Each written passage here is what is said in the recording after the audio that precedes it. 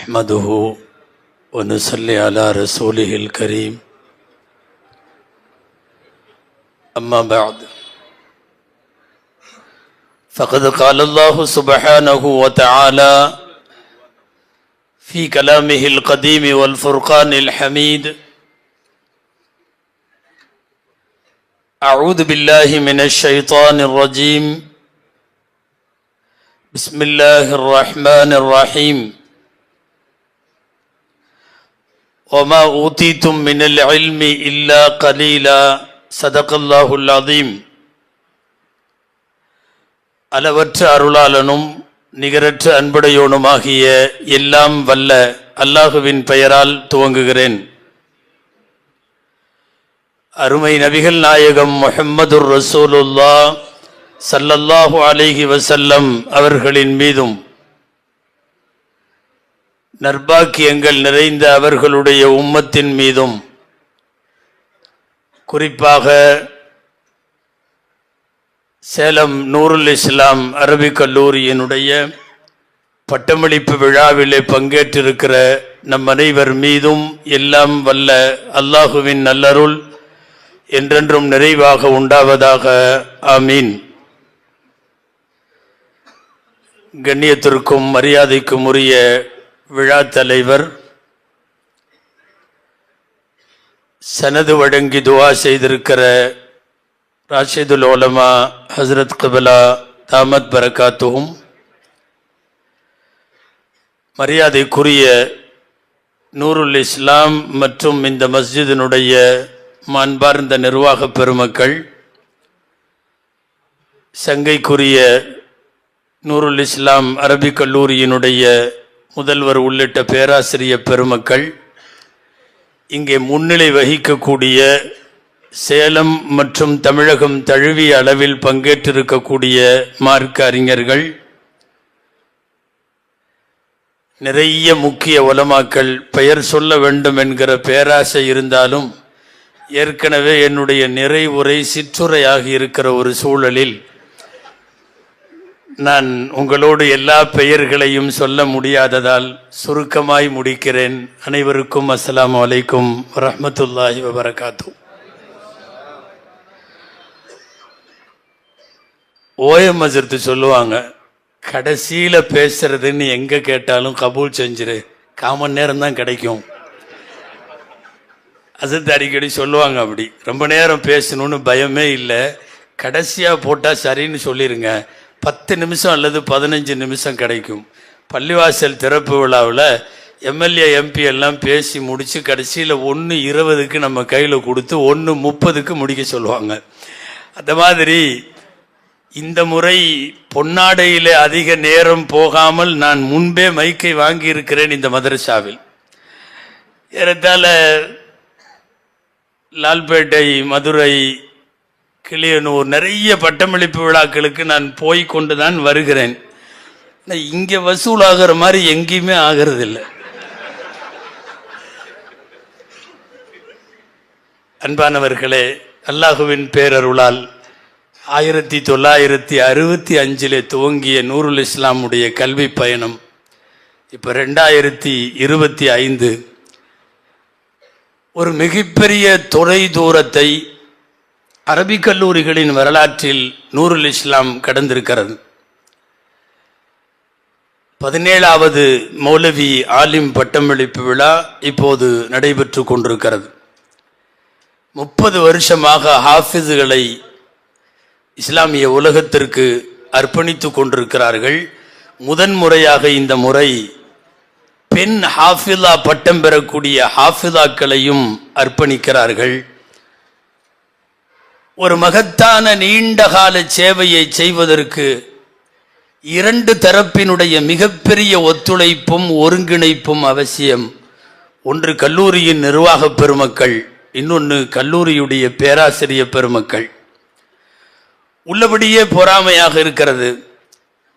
ஒரு மிகச்சிறந்த நிர்வாகம் இங்கிருக்கிற முதர்ரிசுகளோடு அசாத்திதாக்களோடு ஒத்துழைத்து இந்த மதரசாவை ஏறத்தாழ வென்றெடுத்து விட்டார்கள் என்றே சொல்லலாம். அல்லாஹ் நூற்றாண்டுகளை கடந்த இந்த பயணத்தை கபூல் செய்வானாக. நூற்றாண்டுகள் வரைக்கும் அதற்கு மேலும் இதை நீட்டித்து வைப்பானாக. குறிப்பாக ஹாரூன் ஆஜியார், ஈசி ஆஜியார் போன்றவர்களுடைய மிகப்பெரிய ஒத்துழைப்பு, தன்னலமற்ற அர்ப்பணிப்பு, ஆணி அடித்து வைத்தார் போல இங்கே அமர்ந்திருக்கிற உஸ்தாதுமார்கள், உஸ்தாதுகளும் போறதா இல்லை, நிர்வாகமும் அனுப்புறதா இல்லை. அந்த மாதிரி இங்கே சேலம் நூருல் இஸ்லாம் கண்ணு வைக்கல, உள்ளதை சொல்றேன். நூருல் இஸ்லாமினுடைய உஸ்தாதுமார்கள், ஆக இந்த நிர்வாகிகள் மற்றும் அசாத்திதாக்களுடைய ஒத்துழைப்பு இல்லை என்றால் ஒரு கல்லூரி திறம்பட நடக்க முடியாது. தமிழக அளவில் பல்வேறு கல்லூரிகளை பார்க்கிற போது இந்த 2ல் 1 ஃபெயிலியர் ஆகும் போதுதான் கல்வியின் தொன்மை, அதனுடைய பாரம்பரியம் எல்லாமே பட்டு போகிறது. அந்த அடிப்படையில் வெற்றிக்குரிய இந்த இருவரும் 2 தரப்பும் இணைந்து வருங்காலங்களிலும் பயணிக்க அல்லாஹ் அருள்வானாக என்கிற நல்ல துவாவோடு நான் பட்டம் பெறக்கூடிய மௌலவிகளை, ஹாஃபிதுகளை, ஹாஃபிதாக்களை நோக்கி அவர்களின் வழியாக 1-2 செய்திகளை மாத்திரம் எனக்கு தரப்பட்ட குறுகிய நேரத்தில் நான் சொல்லி முடிக்க வேண்டும். அன்பானவர்களே, இன்றைக்கு இருக்கிற நூருல் இஸ்லாமிலிருந்து தொடங்கி நீங்கள் உலகம் முழுக்க இருக்கிற மதரசாக்களினுடைய நீண்ட பயணத்தை நோக்கினால் நமக்கெல்லாம் தெரியும். மக்காவிலே தாருல் அர்கம் என்ற ஒரு வீடு இருந்தது. ஒரு 16 வயசு பையனுக்கு சொந்தமான வீடு. அல்லாஹுவின் தூதரை, எனது வீட்டை மார்க்க பணிகளுக்காக நான் அர்ப்பணிக்கிறேன் என்று அவர் உதவ முன்வந்த போது நபி ஸல்லல்லாஹு அலைஹி வஸல்லம் சொன்ன மறுநாளே அந்த வீட்டுக்கு குடி போய் விட்டார்கள்.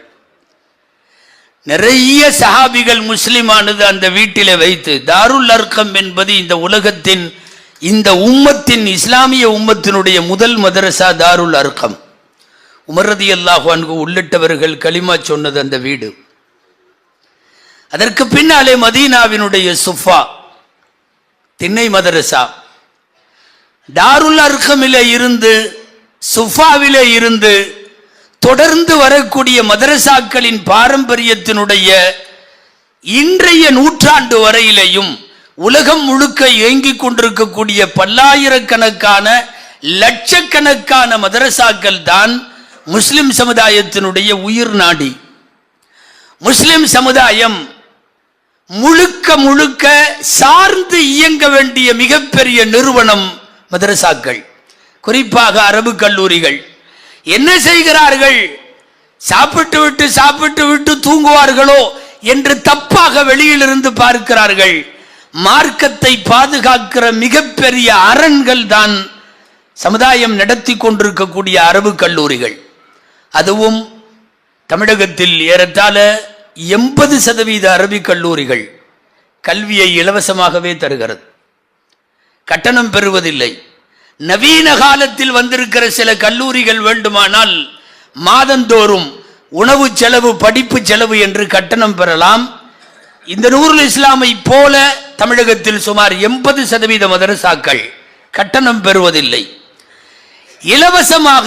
ஏறத்தாழ நபிகள் நாயகம் ஸல்லல்லாஹு அலைஹி வஸல்லம் காலத்திலே இருந்ததை போல் அன்றிலே இருந்து இன்று வரைக்கும் இந்த மகத்தான பணியை செய்கிறார்கள். இது நீடிக்க வேண்டும். ஒரு மிகப்பெரிய உழைப்பு. 7 வருஷம் இவர்கள் ஓதி முடித்திருக்கிறார்கள். நான் நேற்றைக்கு முன்தினம் லால்பேட்டையில் பேசுகிற போது கூட சொன்னேன், சமீப காலத்தில் 7 வருஷங்கிறது ரொம்ப கஷ்டமாக தெரியுது சில பேர்த்துக்கு. 7 வருஷமா அப்படின்னு. அவங்க பிகாம் 3 வருஷம், பிஏ 3 வருஷம், எம்காம் அதுக்கு மேலே 2 வருஷம், எல்லாம் 3 வருஷத்தில் முடியுதில்ல. எம்பிபிஎஸ்ஸே 4-5 வருஷத்தில் முடிஞ்சு போயிருதில்ல. இவங்க என்ன பண்ணுறாங்க 7 வருஷமா இப்படிங்கிற மாதிரி ஒரு மனப்பான்மை. நான் சமுதாயத்திற்கு சொல்ல வேண்டும், 30 வருஷம் படித்தாலும் மார்க்க கல்வி கம்மி தான், நிறைவல்ல. 30 வருடம் படித்தாலும் நமக்கு முன்னாலே எனக்கு நீண்ட பட்டியல் போட தெரியும். 20 வருஷம் ஓதியவர்கள், 30 வருஷம் ஓதியவர்கள், மௌத்து வரைக்கும் ஓதியவர்கள். அங்கங்கே 7 வருஷம் வேணான்னாங்க, 6 வருஷம், 5 வருஷம், 4 வருஷம் குறைஞ்சிக்கிட்டே வருது. எங்கே போகும்னு தெரியல. சமீபத்தில் தமிழ்நாட்டில் ஒரு விளம்பரம் பார்த்தோம், நீ மதரசாவுக்கே வரவேனா, ஆன்லைனில் கொஞ்ச நேரம் வா, நான் மௌலவி பட்டம் தர்றேன்னு ஒரு ஆள்.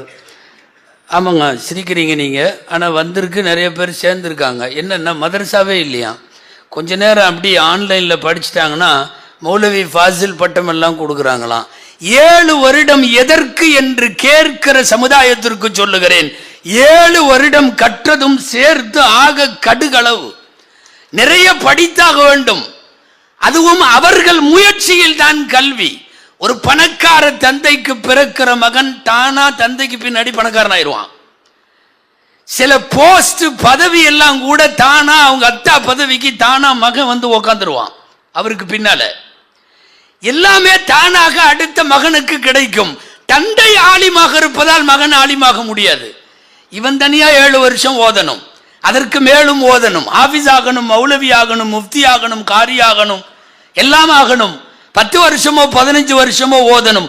ஒரு தந்தையிடமிருந்து வாரிசாக பெற முடியாத பட்டம் மௌலவி, மௌலவி ஆலிம். இது 7 வருஷம் இவர்களுடைய தந்தை ஆலிம் என்பதாலே இவர்கள் வரவில்லை. கஷ்டப்பட்டு இவர்களும் ஓதியாக வேண்டும். இந்த நேரத்தில் நான் குறிப்பாக இந்த பெற்றோரை பாராட்ட வேண்டும். இங்க பேசினவங்க எல்லாரும் மௌலவிகளை, மதரசாவை, உஸ்தாதுகளை எல்லாத்தையும் பாராட்டியிருக்கலாம். குறிப்பா நான் பெற்றோர்களை பாராட்டி சில வார்த்தைகள் சொல்ல வேண்டும். இன்னைக்கு டேட்டுக்கு இந்த பையன் வெளியே போய் சம்பாதிக்க போனா ஒரு 10,000 15,000 வாங்குவார், நல்ல சம்பளமே கொடுப்பாங்க. நம்ம ஈசாட்ட போனா 50,000 1 லட்சமே கொடுத்துருவார் இந்த வயசுல. ஆனால் எல்லாவற்றையும் விட்டுவிட்டு அவர்கள் வந்து அர்ப்பண உணர்வோடு 7 வருஷ காலம் முடித்திருக்கிறார்கள். சில பேர் இதோட முடிக்கிறாங்க, இதுக்கு அடுத்தது சில பேர் ஃபாசிலுக்கு போவார்கள். எங்காவது பாக்கியாத்து சாலிகாத்தோ தேவபந்தோ அங்கேயோ இங்கேயோ எங்கேயாவது போய் அவர்கள் மேற்படிப்பை தொடருவார்கள்.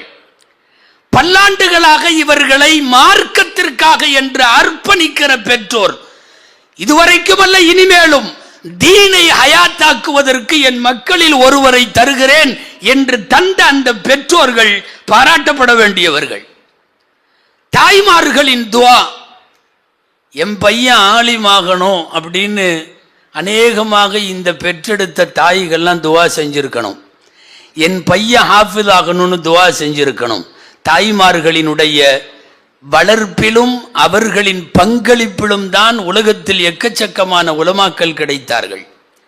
நீண்ட வரலாறுகள் சொல்லும் நேரமும் சூழலும் அல்ல. உங்களுக்கு தெரியும், இமாம் மாலிக் ரஹ்மத்துல்லாஹி அலைஹியுடைய தாய், மாலிக் ரஹ்மத்துல்லாஹிக்கு 4-5 வயசு. இந்த அன்னைக்கு உள்ள ஆலிம்கள்லாம் போடுற மாதிரி ஒரு ட்ரெஸ்ஸு, ஒரு பெரிய குப்பாயம், அந்த குப்பாயத்தை தூக்கி போட்டு விட்டு ஆலிம்கள் கட்டுற மாதிரி தலப்பா, 7 முழம் தலப்பா, நம்ம கட்டினாவே பயங்கரமாக இருக்குது, அத்தனோன்னு குழந்தைக்கு கட்டி விட்டு இதே மாதிரி பெருசாகி ஆலிமா பார்க்கணுன்னு கையை பிடிச்சி அந்த தாய் கூட்டிகிட்டு வந்து மஸ்ஜிது நபவியில பாடம் நடத்தி கொண்டிருந்த ரபியா ரஹிமகுல்லா அவர்களிடத்தில் கொண்டு வந்து ஒப்படைக்கிறார்.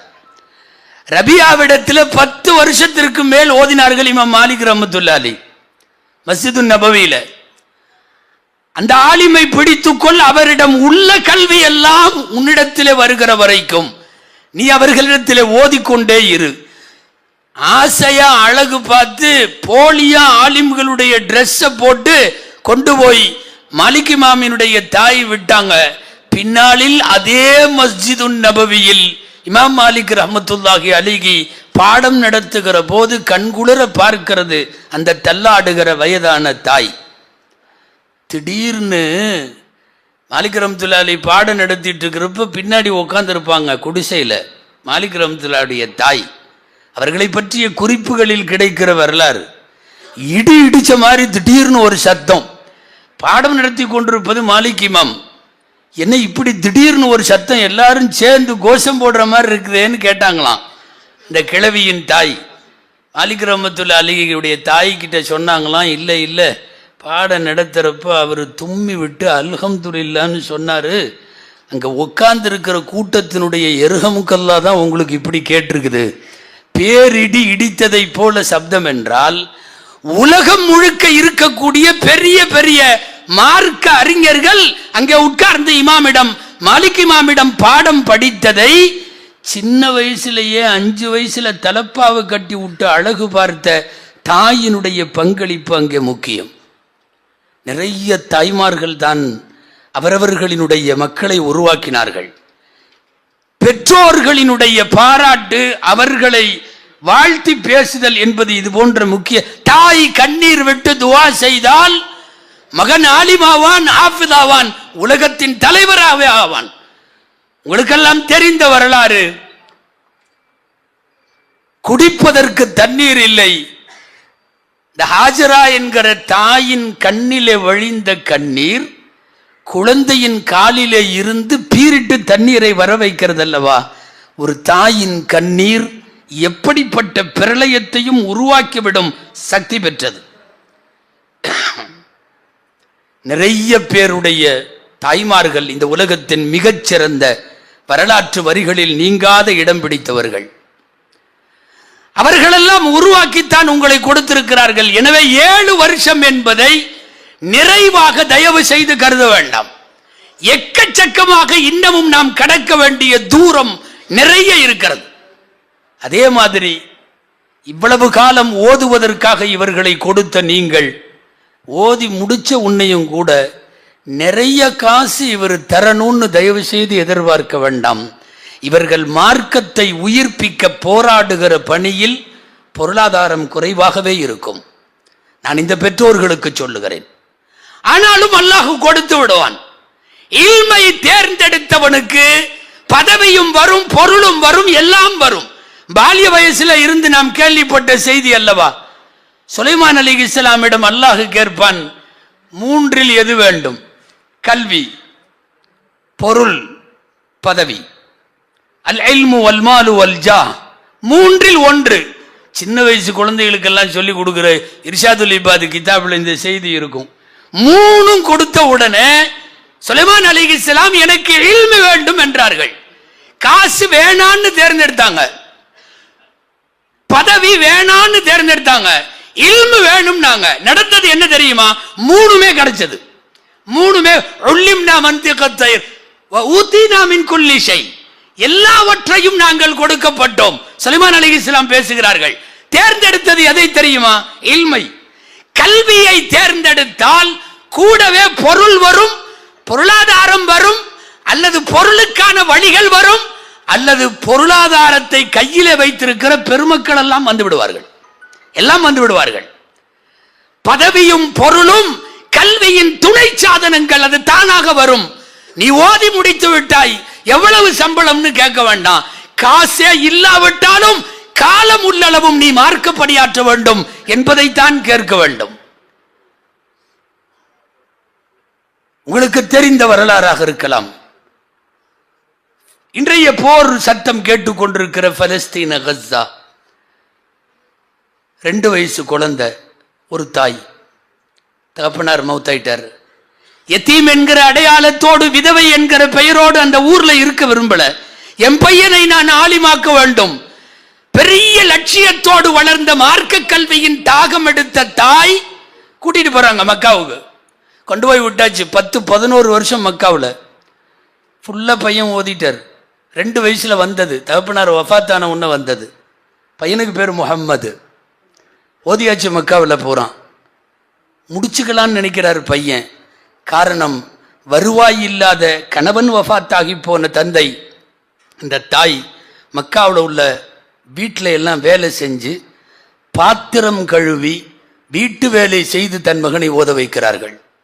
மகனே, மக்காவில் முடிச்சா பத்தாது, மதினால நிறைய பேர் இருக்காங்களாம், அங்கே போய் ஓதிட்டு வா. மதினாவுக்கு போனார்கள். 5 வருஷம் அங்கேயும் ஓதி முடித்து திரும்ப அம்மாட்ட வந்தாங்க. மகனே, யமன்ல ஒரு ஊர் இருக்கான், யமனுடைய சன்னால பெரிய பெரிய மார்க்க அறிஞர்கள் இருக்காங்களாம், நீ அங்கே கொஞ்சம் போய் ஓதிட்டு வா. ஒரு 3 வருஷம் போகிறார். யமன்ல போய் 3 வருஷம் முடிச்சுக்கலாம். இதோட யமனை முடித்து விட்டு வருகிற போதே உள்ளத்தில் சிந்தனை, போய் எங்க அம்மாவை பாத்திரம் தேய்ச்சி வீடு வீடா வேலை செய்யற அந்த அம்மாவை இனிமேல் உட்கார வச்சு சோறு போடணும், இனி ஆகாது அப்படின்னு சொல்லி வந்தா, தாய் சொல்லுகிறாள், எவ்வளவு பெரிய கல்வி தாகமுடைய தாயாக இருக்க வேண்டும். இங்கே நிறைய தாய்மார்கள் கேட்டுக்கொண்டிருக்கிறார்கள் என்பதால் அவர்களை ஊக்குவித்து சொல்லுகிறேன். மகனே, பக்தாதில் நிறைய உலமாக்கள் இருக்காங்களாம், பெரிய பெரிய அளவில் ஓதுறவங்கெல்லாம் அங்கே தான் போகிறாங்களாம். பக்தாதுக்கு மட்டும் போயிட்டு வந்துடுறேன். மக்கா முடிந்து, மதினா முடிந்து, யமன் முடிந்து, பக்தாதுக்கு போன இடத்தில் இவருடைய அளப்பரிய ஆற்றலை பார்த்துவிட்டு ஓதுவது ஒரு பக்கம், மறுபக்கம் பாடம் நடத்தினார்கள். இவ்வளவு பெரிய திறமையானவர் என்று மன்னர் ஹாரூன் ரஷீதுக்கு தகவல் கிடைத்து அரண்மனைக்கு வர சொல்லி சில வருஷம் அங்கேயும் கழிஞ்சது. நீ ஊருக்கு போன ஹாரூன் ரஷீது பாதுஷா அனுப்பி வைக்கிற போது ஒரு பை நிறைய தங்க காசு கொடுத்து போ ஊருக்குன்னாங்க. மக்காவுக்கு வருகிறார்.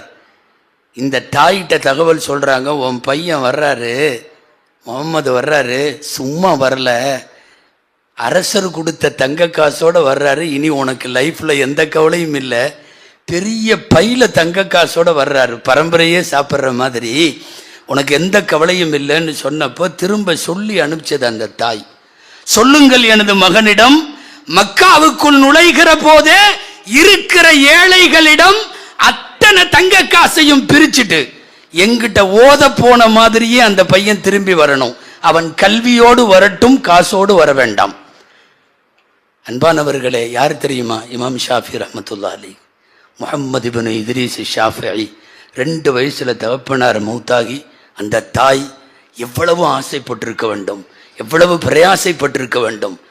பக்தாதில் இருந்து வந்து அதே மாதிரி வாசல்ல எல்லாத்தையும் கொடுத்துட்டு வெறுங்கையோடு தாயிடத்தில் வந்து நிற்கிற போது அகில உலகத்தின் மாபெரும் சட்டமேதையை தன் மகனை நிறுத்தி பார்க்கிறார்கள் அந்த தாய். நீ ஓதி முடிச்சிட்ட, இப்போ நம்ம மௌலவிகளை பார்த்து நம்ம ஊரில் உள்ளவங்களும் உலகத்தில் உள்ளவங்களும் கேட்குறாங்க, எவ்வளோ சம்பளம் கிடைக்கும், எங்கே கிடைக்கும், மதரசாவுக்கு போனால் எவ்வளோ, இமாமா போனால் எவ்வளோ, இல்லை ஃபாரினுக்கு போறியா? ஓதி முடித்து விட்டு நீங்கள் என்ன யோசிக்கிறீர்களோ அதற்கு நேர் எதிர் சிந்தனை இமாம் ஷாஃபி ரஹ்மத்துல்லாஹியுடைய தாய். எல்லா காசையும் தங்க காசை கொடுத்து போட்டு வெறுங்கையோடு தன் மகனை வர சொல்லி உலகத்தின் பெரிய பெரிய பல்கலைக்கழகங்கள் தோற்று போகிற அளவுக்கு இல்மை காலமெல்லாம் மௌத்தாகிற வரையும் கற்றுக் கொடுக்க சொன்னார்கள். 52 வயசு இமாம் ஷாஃபி வஃபாத். உங்களுக்கெல்லாம் தெரியும், 52 வயதில் இமாம் ஷாஃபி ரஹ்மத்துல்லாஹி அலைஹி வஃபாத் ஆகிவிட்டார்கள்.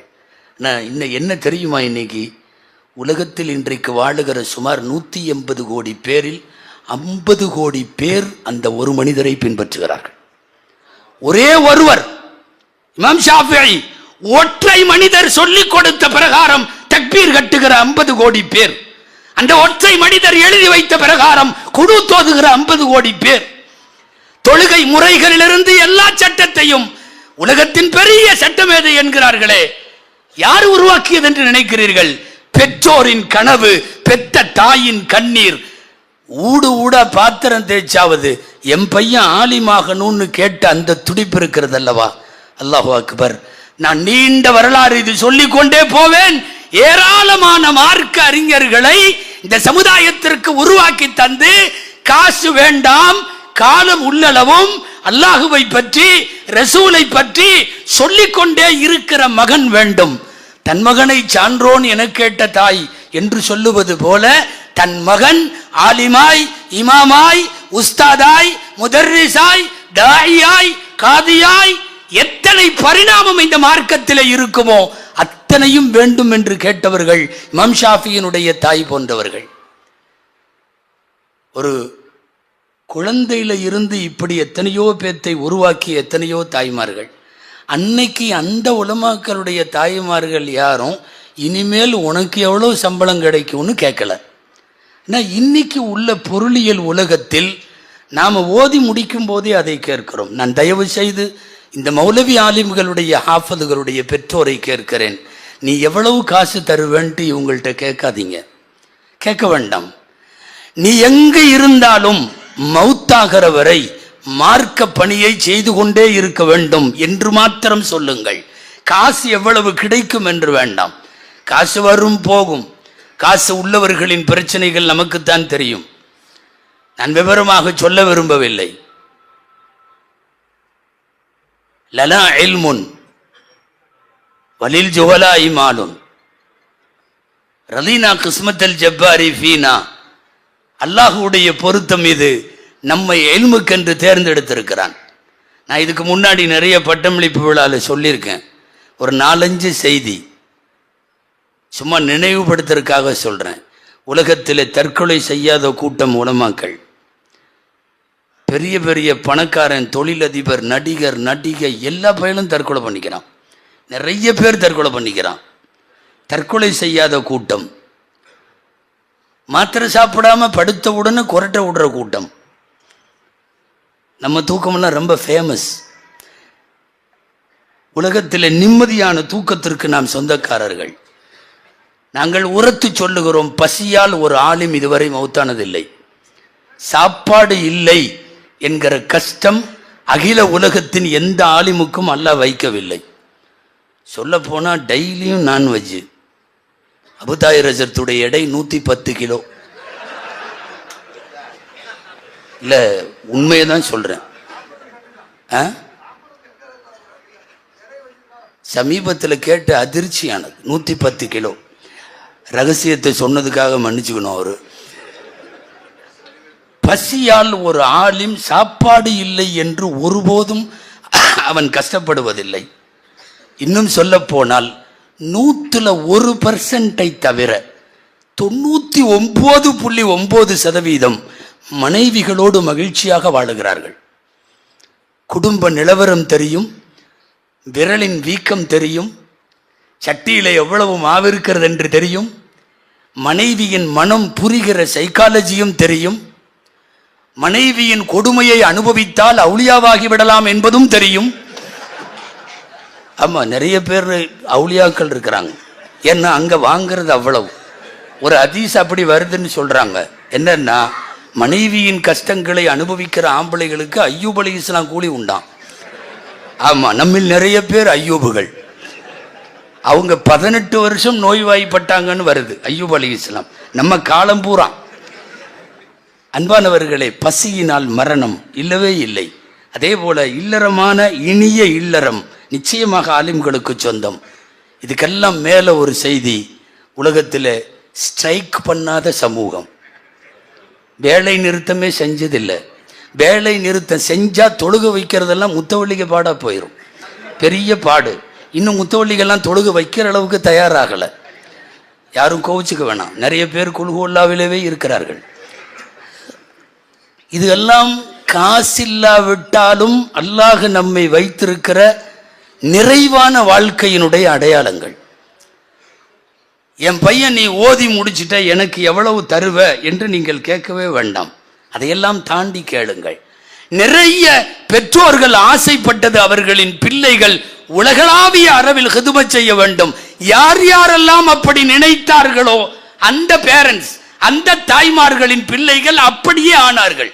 சின்ன வயசு இமாம் புகாரி, உங்களுக்கெல்லாம் தெரியும், கண் பார்வை போயிடுச்சு. சின்ன குழந்தைக்கு கண் பார்வை போச்சுன்னா யாருக்கு வருத்தம் வராது?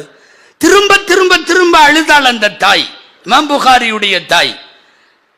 தொடர்ந்து தஹஜ்ஜத்தில் துவா, என் பையனுக்கு பார்வை வேண்டும், என் பையனை பெரிய ஆலிமாக்க வேண்டும்.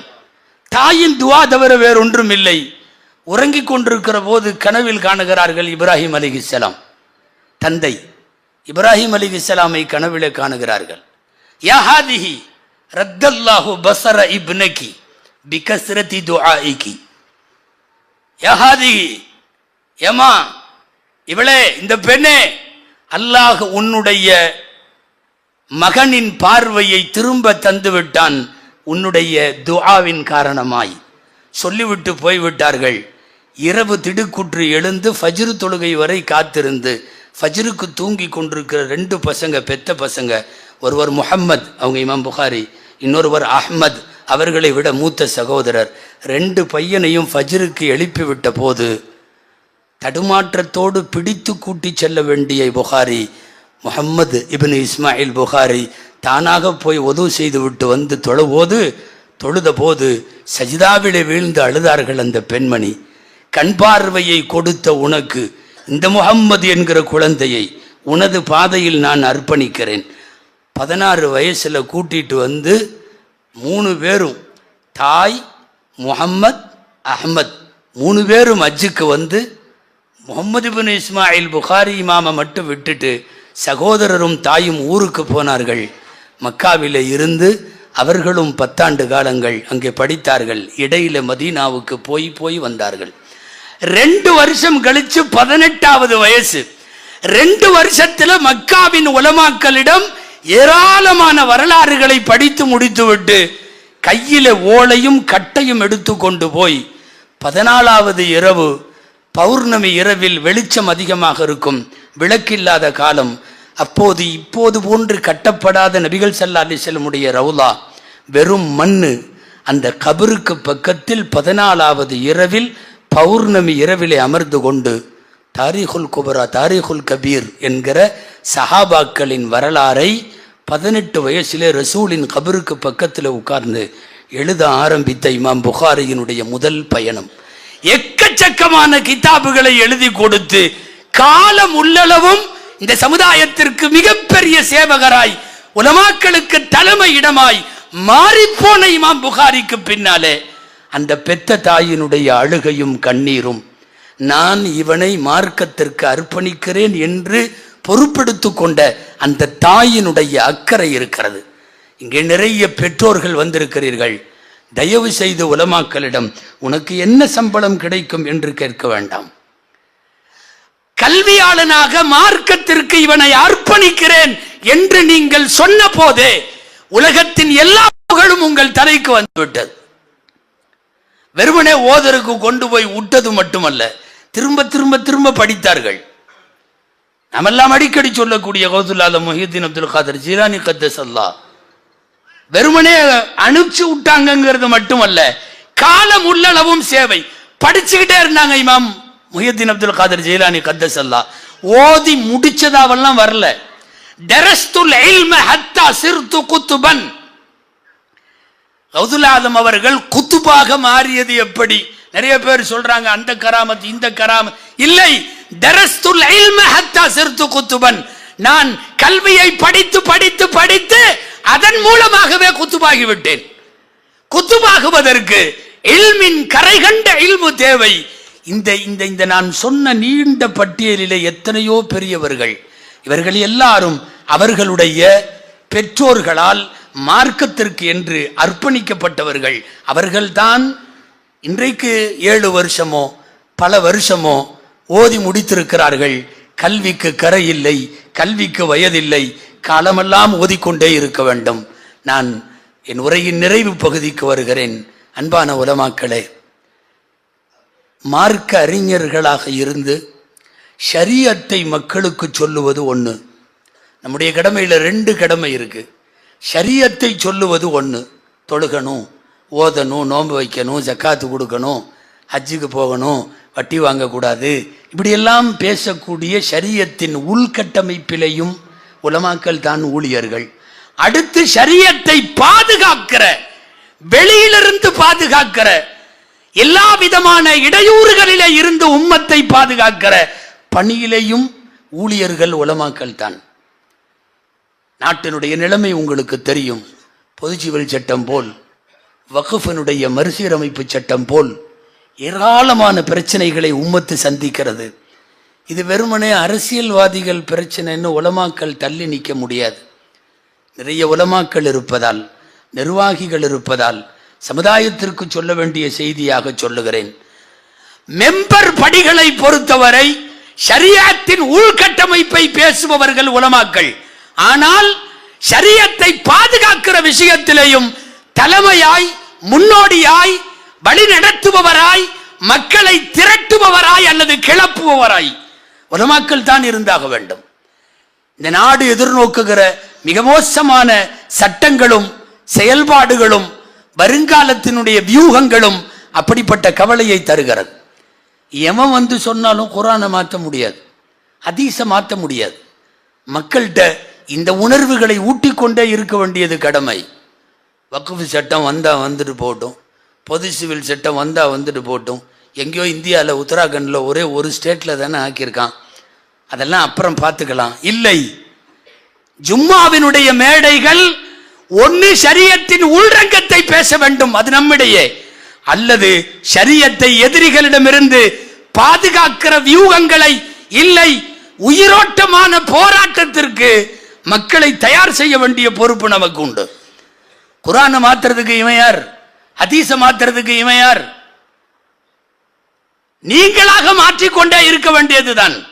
நாங்கள் மாறாத குர்ஆனுக்கு சொந்தமானவர்கள், மாறாத நபிமொழிகளுக்கு சொந்தமானவர்கள். இந்த உலகத்தில் பாட புத்தகம் மாறுகிறது, இந்த உலகத்தில் கான்ஸ்டிடியூஷன் என்கிற அரசியலமைப்பு சட்டம் மாறுபடுகிறது. இந்த உலகத்தில் ஏன் வேதத்தை கூட மாத்திட்டானுவோ? மாறாதது எங்களுடைய ஷரியத்தும் சட்டங்களும், எங்களின் குர்ஆனும் எங்களுடைய ஹதீஸும். இதை பாதுகாக்கிற விஷயத்தில் மக்களுக்கு உணர்வூட்ட வேண்டியது நம் கடமை. மாற்றவெல்லாம் முடியாது. மோடி அல்ல எந்த கேடி சொன்னாலும் நடக்காது, பண்ணவும் முடியாது, வழியும் கிடையாது. 1 கோடி உலமாக்கள் ஒன்று சேர்ந்தாலும் ஒன்றும் பண்ண முடியாது.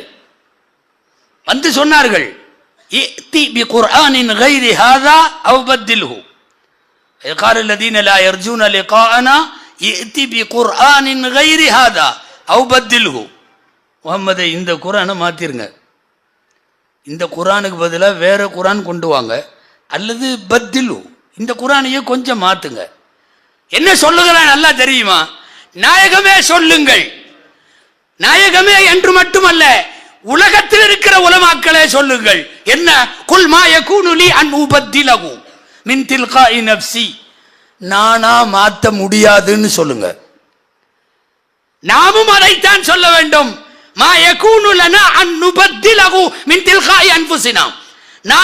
நாங்களாக குர்ஆனை வேறு குர்ஆன் கொண்டு வரவும் முடியாது, இருக்கிற குர்ஆனுடைய சட்டங்களை மாற்றவும் முடியாது. இன்னத்தபியு இல்லாம யூஹா இலை. வஹியை மட்டும் தான் என்னாலே பின்பற்ற முடியும், சொல்லுங்கள் நபியே என்றான் அல்லாஹ். இன்னைக்கு இருக்கிற இந்தியாவில் எந்த அரசாங்கத்திற்கும் அதைத்தான் சொல்லுவோம். உயிர் வாழ்றதே தப்பு, ஷரியத்து மாறுச்சுன்னு சொன்னான். நான் வெறுமனே உணர்ச்சி வசப்படுவதற்காக மட்டும் சொல்லவில்லை. ஜகாத்து குறித்த மசாயில்கள் விவாதமான போது அபூபக்கர் ரலியல்லாஹு அன்ஹு சொன்ன வார்த்தை அது, அயன் குசுத்தீனு வ அன ஹய்யுன்.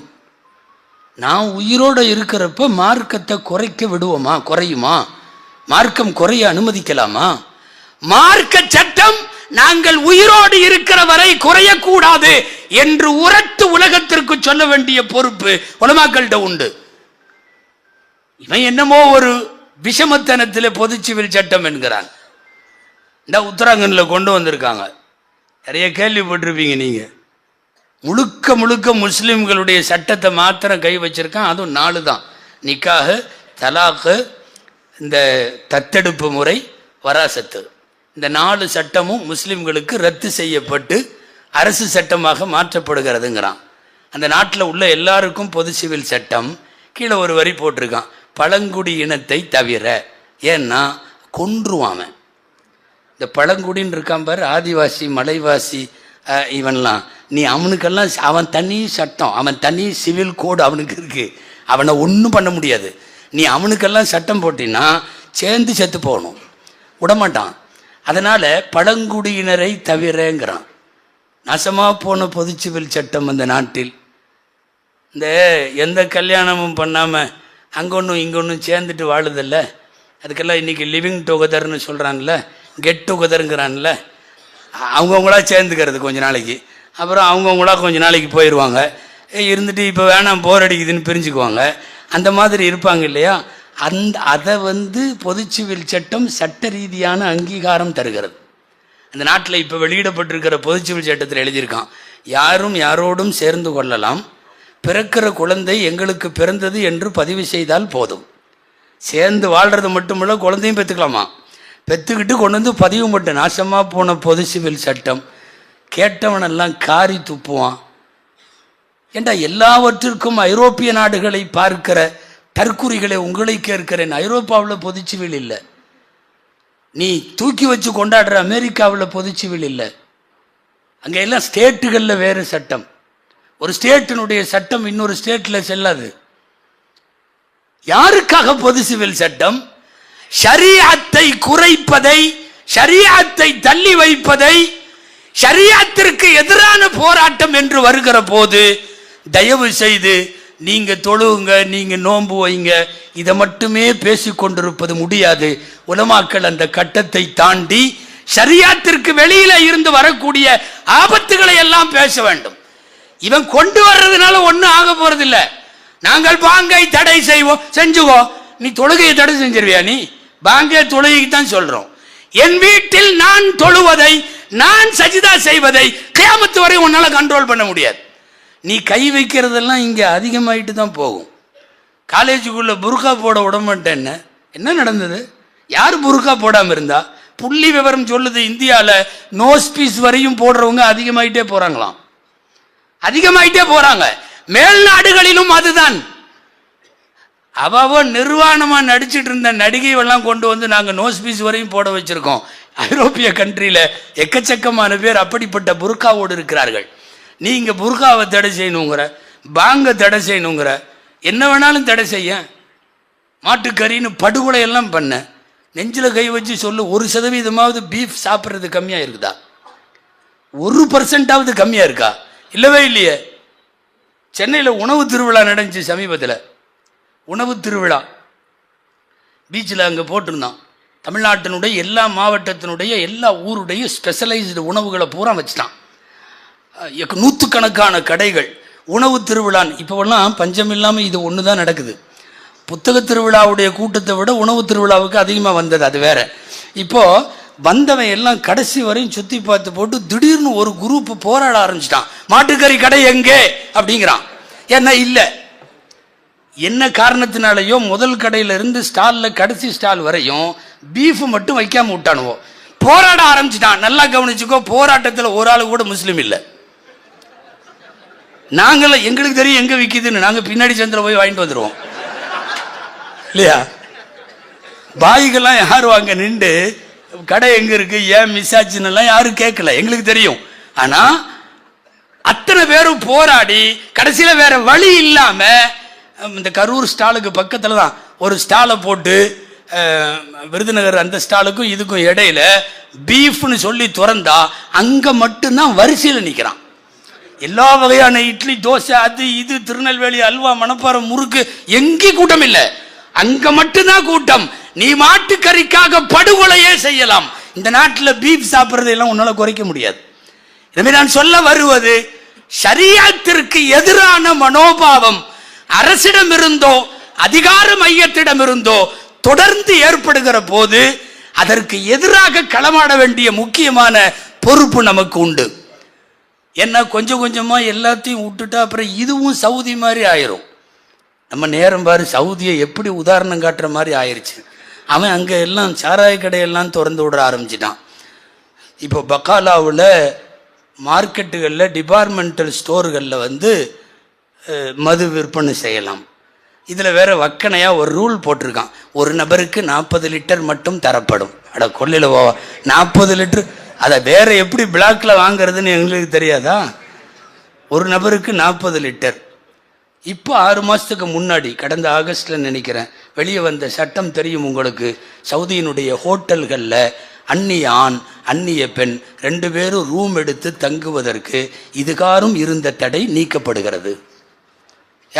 யார் வேணாலும் ஜோடியா சேர்ந்து யாரை வேணாலும் கூட்டிட்டு போய் ரூம் புக் பண்ணிக்கலாம்.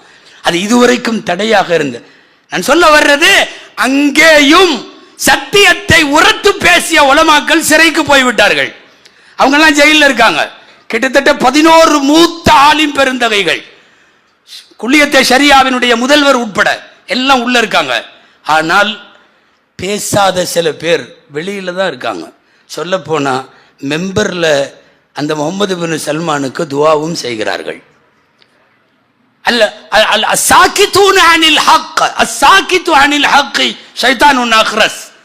சத்தியத்தை பேசாமல் மௌனமாக இருக்கிற ஆலிமார்களே யாரா இருந்தாலும் ஊமை ஷைத்தான். அது சத்தியத்தை பேசாமல் இருந்தால்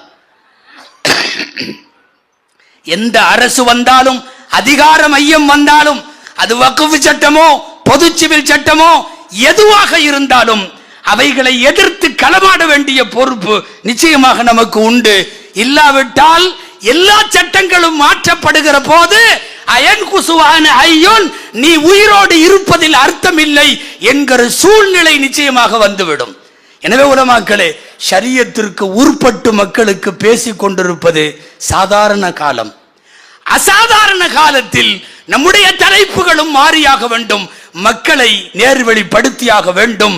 இந்த இரண்டை மாத்திரம் மிகச் சரியாக செய்யுங்கள் என்று பட்டம் வாங்குகிற உலமாக்களை மட்டுமல்ல, உலமா சமுதாயத்தை கேட்டுக்கொள்வதோடு, எத்தனை மணிக்கு ஆரம்பிச்சாலும் 1:10 முடிச்சிருங்கன்னு சொல்லிட்டாங்க.